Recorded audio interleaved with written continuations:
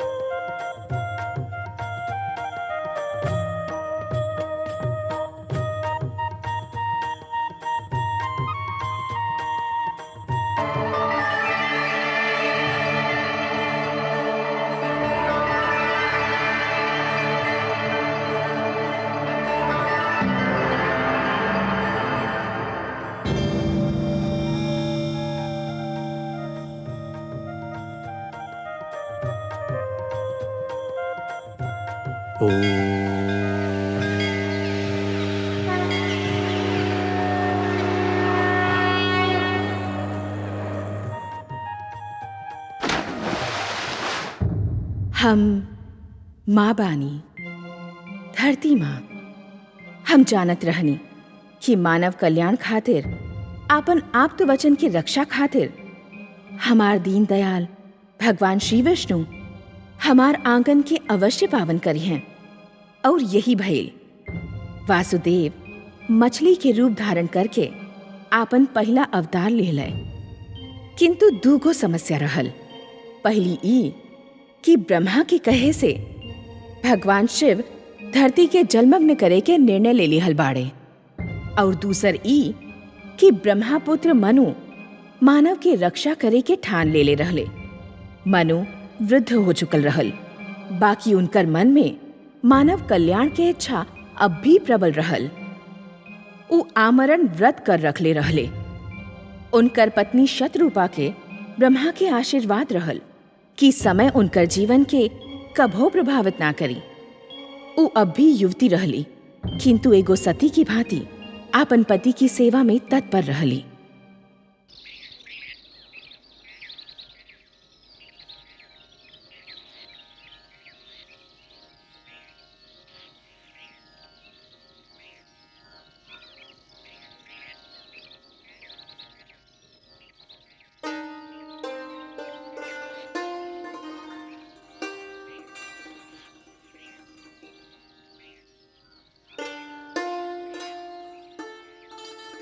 राउर संध्या तर्पण के समय हो गेल बा स्वामी, क्षमा करी, हम राउर ध्यान तोड़ देहनी। तोड़े के कार्यता तू कबो कैलू ही ना देवी। तू तो जब कैलू जोड़े के ही कार्य कैलू। पहले पहले हमार जीवन में आके हमार बिखरल अस्तित्व के जुड़लू, फिर हमके संतान दे के हमार परिवार के जुड़लू, और अब हमार तप में हमार साथ दे के हमार आत्मा के परमात्मा से जोड़ रहल बाड़ू। कबो कबो सोचनी की तोके हिया संगे लाके हम तो पे बहुत बड़ अन्याय कैले बानी। अन्याय तो रउआ ई कहा के कर रहल बानी कि रउआ हम पे अन्याय कैली। जीवन के ऐसन कौन सा सुख बा जौन हमके रउआ से ना मिलल? ऐसन कवन ऐश्वर्य बा जौन रउआ संगे रह के हम ना भोग पाऊनी? हम बहुते स्वार्थी कहलैती यदि हम रउआ से केवल सुख पावत रहती, राउर दुख और राउर कष्ट के भागीदारी ना बनती। पिताश्री ब्रह्मा हमके उत्पन्न करत समय भी तो ये कहले रहले कि हमनी दूगो शरीर किंतु एगो प्राण बानी। रउआ वृक्ष बानी स्वामी, और हम अमर लता। राउर सहारा के बिना तो हम कहीं भी ना रह सकेनी। तो जौन प्रकार सतीत्व के धर्म के पालन कैले बाड़ू, ओही से प्रसन्न होके पिता श्री ब्रह्मा तोके वरदान दिहले कि तू सदैव वैसने के वैसन रहबू जैसन पिताश्री तोके संपन्न कैले रहले। तोहार आयु आवत जावत ऋतु और बीतल समय से कदापि प्रभावित ना होखी। राउर मुख पर राउर तपस्या, राउर निश्चय और राउर कल्याणकारी प्रवृत्ति के तेज बा स्वामी। मानव जाति के कल्याण खातिर रउआ आमरण व्रत कर रहल बानी। मानव जाति के बचाव खातिर रउआ तपस्या कर रहल बानी स्वामी। तू भी तो हमार भांति खाली जल के सेवन कर रहल बाड़ू देवी। तू ई व्रत काहे रखले बाड़ू? हम अपन सुहा के रक्षा खातिर व्रत रखले बानी। अब उठी, सूर्यास्त के समय हो गइल बा। हम्म, हम्म।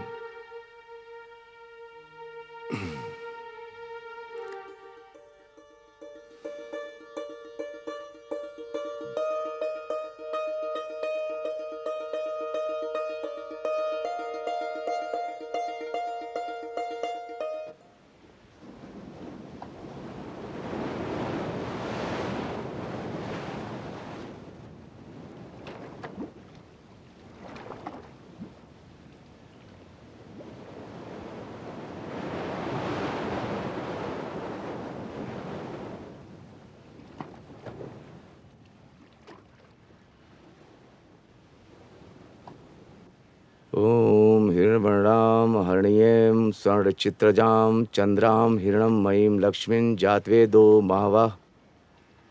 ठहरी महाराज। तू का हम अभी तुहार वाणी सुन ले रहनी? हाँ महाराज, हम ई बिनती कैले रहनी कि हमके जल में मत छोड़ी। किंतु काहे? तू तो जलचर बाड़ा। तुहार ता जीवन ही जल के बिना संभव नहीं खे। ई सत्य सत्य बा महाराज, परंतु जल में भी हमार जीवन संभव नहीं खे। काहे? का कष्ट बा तोके? रवा जहाँ हमके छोड़े जा रहल बानी, वहाँ बड़ मत्स्य छोट मत्स्य के निगल जाला। हम वहाँ सुरक्षित ना रह पाई, हम पे दया करी। ता फिर तोके कहाँ रखी जहाँ तू सुरक्षित रह सका? हमके अपन कमंडल में रख ली महाराज। राउर जल भरल कमंडल में हमके कोनो भय ना होखी। यदि तू ऐसन समझत बाड़ा ता हमके कोनो आपत्ति नहीं खे।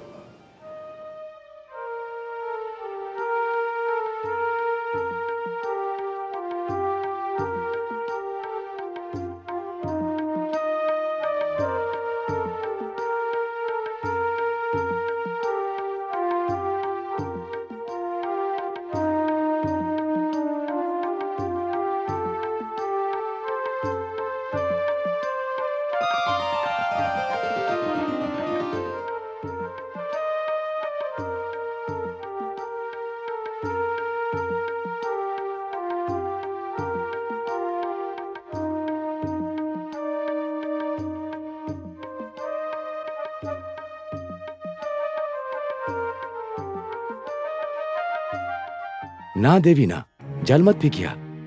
काहे स्वामी? कमंडल में एगो मत्स्य बा, हम ओके जीवन रक्षा के वचन देले बानी।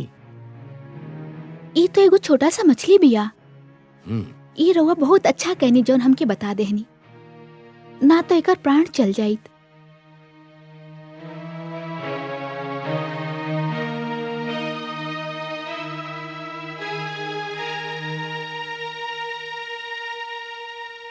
आई स्वामी, विश्राम कल जाए।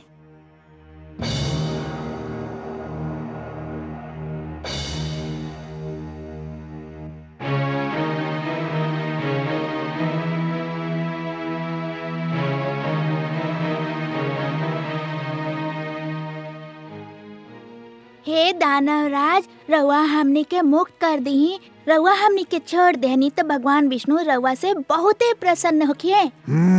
हमके तो हर विष्णु के कृपा ना चाहिए। चुपचाप अपन स्थान पर बैठल रहा, ना तो कड़ा दंड दे।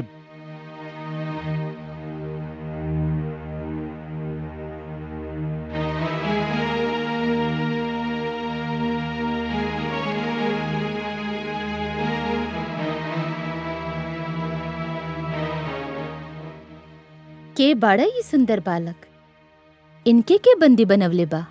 हमने के भगवान विष्णु के आप्त वचन बानी माता। दानव हेग्रीव हमने के अपहरण करके हमने के यहाँ ले आयल बाड़े। छोड़ द इनके। हमका खेद मा माता, हमरा और आदेश के पालन ना कर सके नहीं। काहे काहे ना कर सकेले हमारा आदेश के पालन? इ चारों दानवराज हेग्रीव के बंदी बाड़न और उनका आदेश बा कि उनके ना छोड़ल जाए। माता,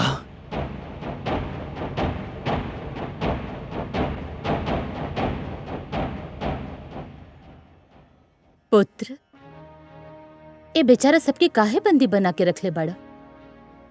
छोड़ दे इनके, मुक्ति दे दे इस सुंदर भोला भाला बालकन के। ना माँ, ई ना हो सकेला। ई भगवान विष्णु के आप्त वचन बाड़े, ज्ञान के भंडार बाड़े, बहुत महान बाड़े। जानत बानी माँ, ऐसे त इनकर अपहरण कैले बानी। विष्णु इनके मानव कल्याण खातिर जन्म देले बाणे। दानव समाज के नीचा दिखावे खातिर रचले बाणे इनके। परंतु पुत्र, तू का करब इनकर? कुछ ना माँ, बस इनके बंदी बना के रखा। ज्ञान, बुद्धि और प्रकाश के तू बंदी बना के रखल चाहत बाड़ा? हाँ, हमार माना, यदि तू इनके ले ही आयल बाड़ा त इनकरा से कुछ ज्ञान सीख ल, बुद्धि प्राप्त कर ल, इनकर प्रकाश से अपन जीवन में उजाला कर ल। हमके वस्तु के कोनो आवश्यकता नहीं खे माँ। कैसे आवश्यकता होगी तो के वस्तु सबके? तो हर मस्तिष्क में तो अज्ञान और अहंकार भरल बा। कैसे ना भागा बाड़ा तू? तो हर घर में ज्ञान और बुद्धि के 4 गो दीपक बाड़े और तू अंधेरा में भटक रहल बाड़ा। माँ, तू जब भी आवेलू हमरा खातिर अपशब्द के उपहार लावेलू।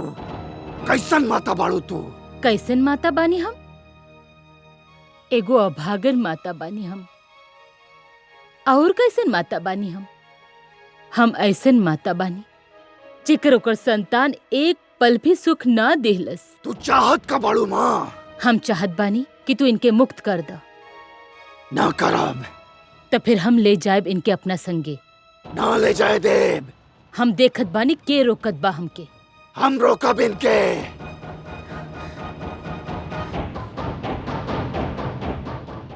देखत बानी तू कैसे रोकत बाड़ा। आओ बालक लोग। ना। हट जा तो हमारे बीच से। माँ तू चल जा यहाँ से। ना जाइब। का कर ले बतो हमार? ना माँ, हम कहत बानी चल जा यहाँ से। नाता। नाता? का कर बतो? माँ हमके भय बा कहीं हमार हाथ ना उठ जाए और हम तुहार अपमान न कर बैठी। हाथ उठाए तू हम पे? हमारा अपमान कर बतू? अरे अभागा, अपमान तो हमार वही दिन हो गल रहल जौन दिन तू हमार कोख से जन्म ले रहल। हे ईश्वर, ऐसे दुर्वचन सुनने से पहले हमके इस संसार से उठा काहे ना लेनी। ऐसे पुत्र के होखे से तो पुत्र के ना होखली अच्छा रहे।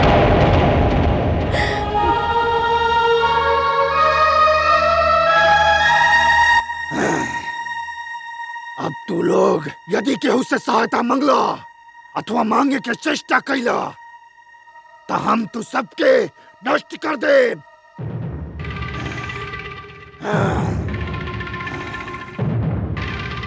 स्वामी, स्वामी,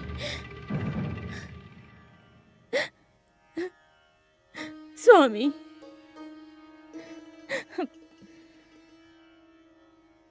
आगे कुछ कहे के आवश्यकता नहीं खे देवी।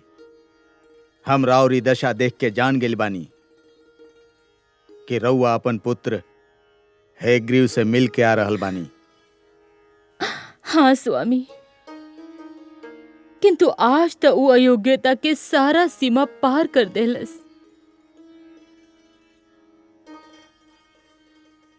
जे कोनो सीमा के मानत ही ना होखे ओकरा पर ही दोष लगावल ही व्यर्थ बा कि वो अयोग्यता के सारा सीमा पार कर गईल।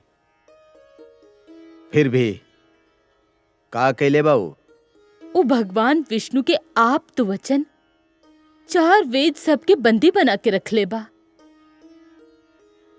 हम उनके मुक्त करावल चाहनी तो वो हम पे हाथ उठावे के धमकी दे देलस। मन में तो आयल कि ओके श्राप ही दे दी। तो फिर दे देले होईती। शरीर के जौन भाग सड़ जाए ओके काट के फेंक दिहली उचित होखेला। कैसे देती स्वामी? हम माँ बानी, भले एगो कुपुत्र के ही माँ सही। बाकी आज हमके एगो बात के ज्ञान अवश्य भइल बा कि कबो कबो मातृत्व भी लज्जा के कारण बन जाला।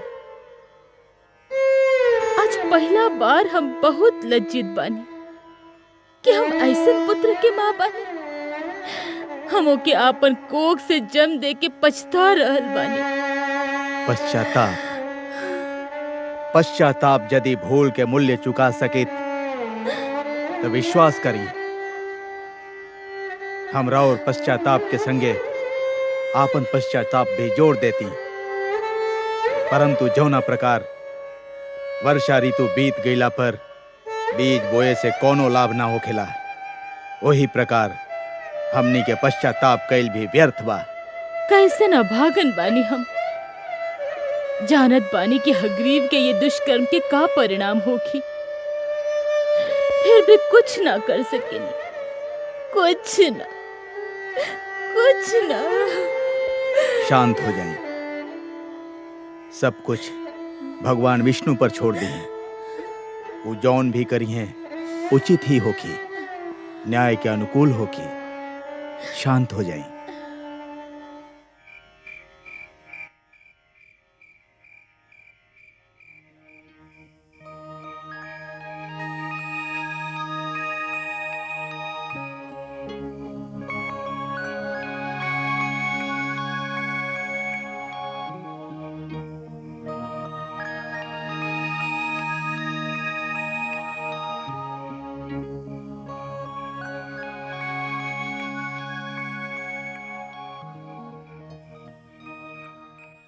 महाराज, महाराज, महाराज, महाराज, महाराज, महाराज, महाराज। ई हमके के पुकार रहल बा? का भइल स्वामी? हमके ऐसन लागल जैसे केहू हमके महाराज महाराज कह के पुकार रहल होके। के रहलू? हम पुकारनी महाराज। अरे ई पुकार तो कमंडल से आ रहल बा। हाँ देवी, ए हम ही बानी। हमार रक्षा करी। ए कमंडल में हमार श्वास रुकल जा रहल बा। हमके यहाँ से निकाली महाराज।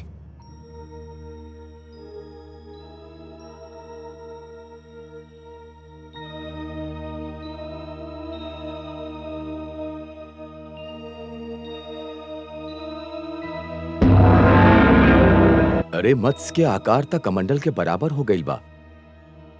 हमके अनुमान न रहल कि कोनो जलचर एक ही रात्रि में इतना बड़ हो जाला। ई कमंडल में तो एकर श्वास टूट जाई। हम एके बाहर के जलाशय में छोड़ावत बानी। एके वहां चैन मिल जाई।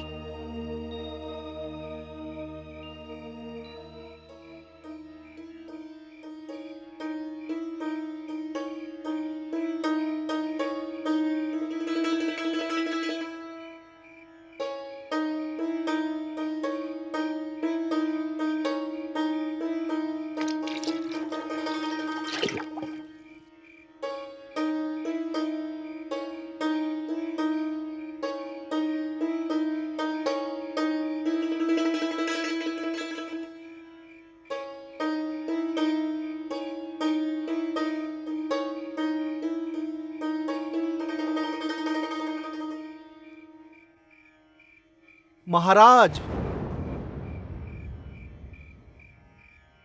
महाराज,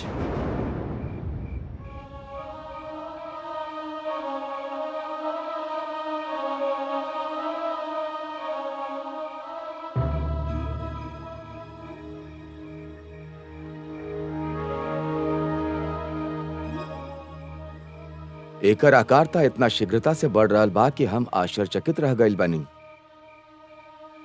हम कोनो मत्स्य के एक रात्रि में ए प्रकार बढ़त नइखी देखले।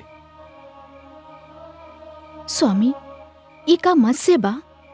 हमके तो शंका हो रहल बा कि मत्स्य ना कुछ और ही बा। अरे कुछ नइखे देवी, संसार में ऐसन चमत्कार तो होवत रहेला। ई भी ईश्वर के कोनो चमत्कार होखी। रउआ चिंता मत करी। तो अब रउआ के कहाँ ले जाइब? एकर आकार इतना शीघ्रता से बढ़ रहल बा कि सागर के अतिरिक्त एकर कोनो स्थान ना हो सकेला। हम एके ले जाके सागर में छोड़ देब। अब एके कोनो बड़ मत्स्य या जीव जंतु के भय नहीं खे।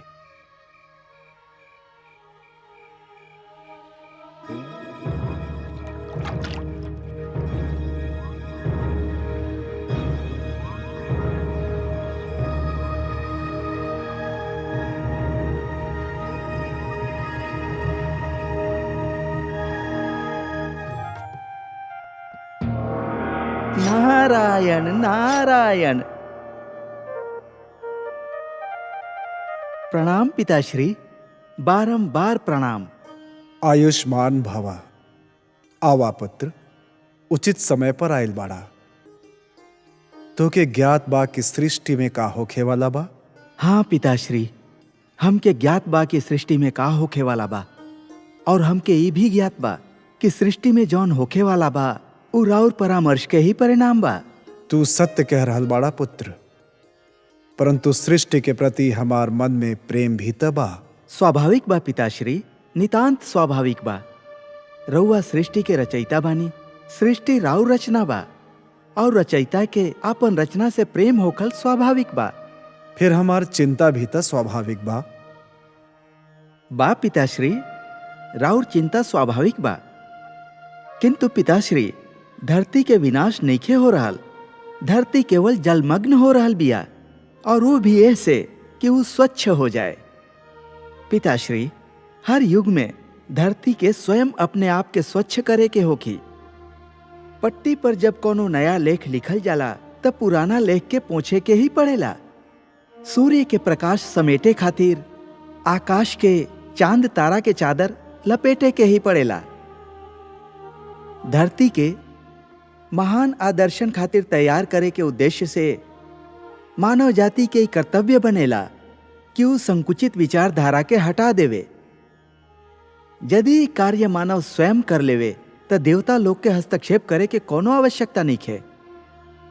किंतु यदि मानव ई परिवर्तन ना ला सकेला तो दैवी शक्ति के हस्तक्षेप करे के ही पड़ेला, जौन रउआ कर रहल बानी। जानत बानी पुत्र, बाकी जौन धरती के स्वच्छ करे के उद्देश्य से जलमग्न होखे के बा ऊपर हमार पुत्र मनु भी त बा।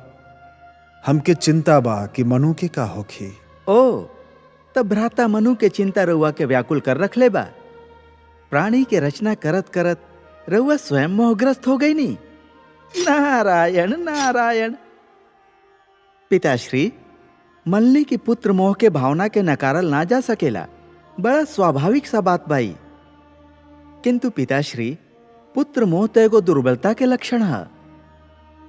देवता ये भावना से ऊपर बाड़े। रउआ खातिर त संपूर्ण मानव जाति संतान के समान बा। फिर रउआ केहू एगो की चिंता काहे कर रहल बानी? रउआ भगवान शिव के जल प्लावन करे के परामर्श देके अपन कर्तव्य निभावनी। भगवान शिव राउर परामर्श मान के अपन कर्तव्य निभा रहल बाड़े। अब इस जल प्लावन से केकरा बचावे के बा, कैसे बचावे के बा और कितना बचावे के बा, ई रउआ हमार लक्ष्मी नारायण पर छोड़ दी। पालन करता तो उहे बाड़े। धन्य बाड़ा पुत्र, धन्य बाड़ा। तुहार तर्क संगत बात हमार मन के बोझ हल्का कर देहले बा। ई सत्य बा कि अंधकार कितना भी घना होखे, एगो नन्हा सा दीपकों के दूर करे खातिर पर्याप्त बा। तुहार तर्क भी यही प्रकार हमार चिंता और आशंका के दूर कर देहले बा। संसार यदि तोहके महानतम तथा सर्वोत्तम मार्गदर्शक कहेला तो उचित ही कहेला। अपन परम पूज्य पिताश्री के चिंता दूर करके हम केवल अपन पुत्र धर्म निभौले बानी। हमके राउर सेवा करे के अवसर मिलत रहे, इहे हमार कामना बा। काहे कि पिता के सेवा करके मन के जौन संतोष मिलेला ओकर आनंद ही कुछ और बा। नारायण नारायण।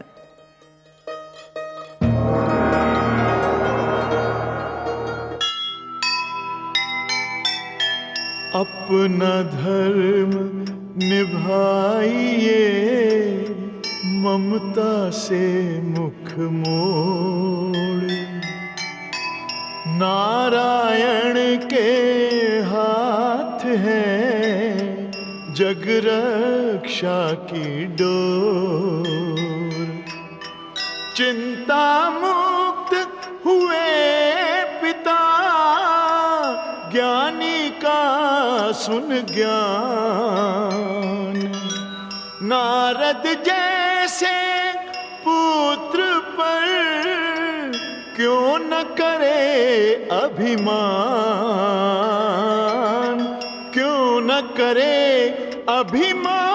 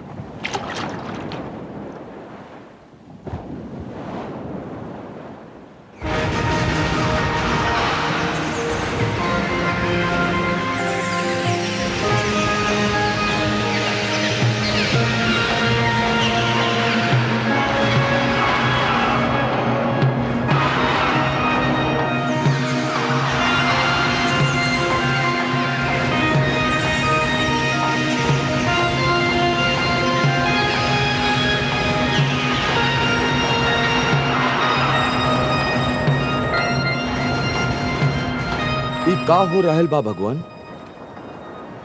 हमके आपन आंख पर विश्वास नहीं के हो रहल। एगो नन्हा सा मत्स्य जे के हम अपन कमंडल में शरण देले रहनी, वो इतना विशाल काय हो गइल बा कि ई अथाह विशाल सागर भी एकर खातिर छोट दिखाई पड़ रहल बा।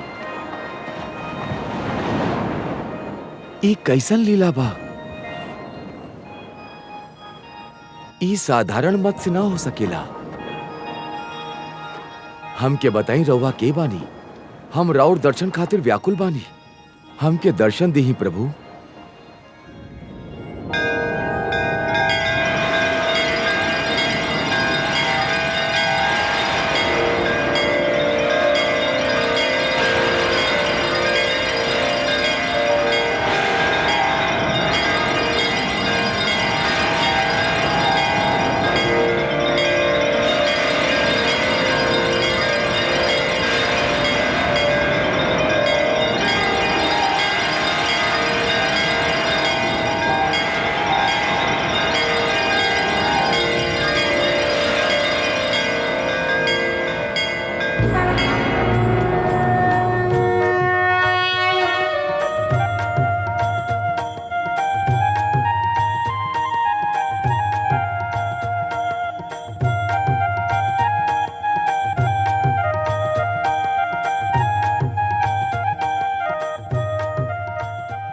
भगवान रहुआ, हे जगदीश्वर, हे जनार्दन, हे सर्वेश्वर, ई रहुआ बानी प्रभु। हमार सौभाग्यशाली नेत्र के राउर दर्शन हो रहल बा। हाँ मनु, ई हम ही बानी। राउर अतिरिक्त और के हो सकत रहल हे पद्मनाभ? ई लीला तो केवल रउआ ही दिखा सकेनी कि सिमटी ता मानव के अंजुली में समा जाई और फैली ता धरती और आकाश के भी ढक ली। रउआ हमार अंजुरी में ठहरनी, हमार कुटिया में रहनी। हम कौन शब्द में रउआ के धन्यवाद दी? हे सर्वश्रेष्ठ, रउआ महान बानी। हम अपना भाग्य पर जितना भी गर्व करें कम बा। रउआ के कोटि कोटि प्रणाम हे लक्ष्मी नारायण।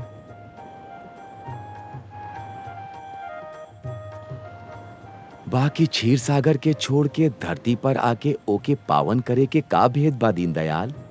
हे मनु, मानव कल्याण के जौन चिंता के कारण तू आमरण व्रत कर रखले बाड़ा, वह चिंता हमके भी पृथ्वी पे आवे पर विवश कर दिहलस। अब हमार बात ध्यान से सुना। राउर मधुर बाणी सुने खातिर हम सर से पांव तक कान बनल बानी प्रभु। ब्रह्मा के परामर्श पर भगवान शिव यह धरती के स्वच्छ करल चाहत बाड़े।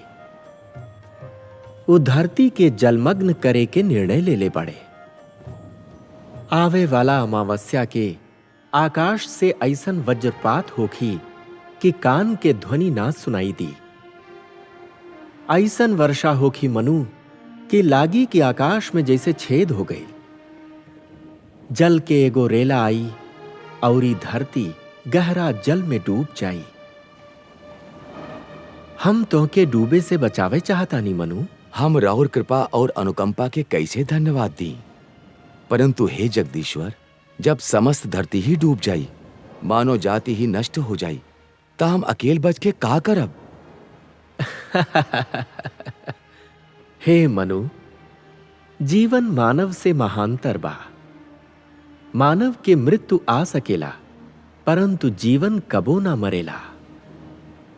जौन प्रकार एगो डाली से पुष्प टूटेला परंतु उहे से दूसर पुष्प भी फूटेला, उही प्रकार जहां एगो जीवन के अंत होखेला, उहे पर दूसर जीवन प्रारंभ होखेला। एगो पीढ़ी चल जाला परंतु है दूसर पीढ़ी पहला पीढ़ी के स्थान के रिक्त ना रहे देला। यह जीवन के परंपरा बा। तू यही परंपरा के अक्षुण्ण रखबा, तू यही परंपरा के जीवित रखबा। यह हमार उद्देश्य बा। राउर आदेश के पालन ता हमार परम धर्म बा प्रभु।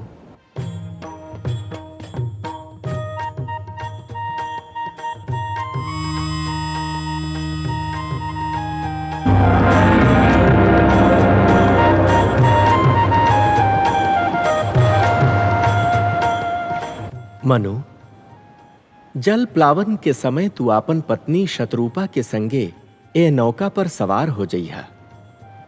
आपन अतिरिक्त ए नौका पर समस्त पशु पक्षियन के एक एक गो जोड़ा और उस सब पौधा के बीज भी रख लिहा जिनके तू आवश्यक समझेला।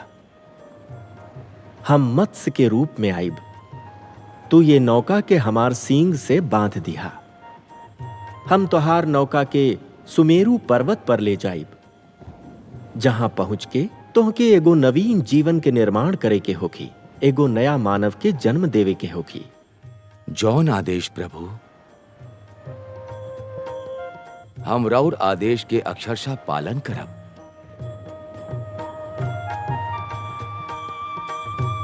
तथास्तु।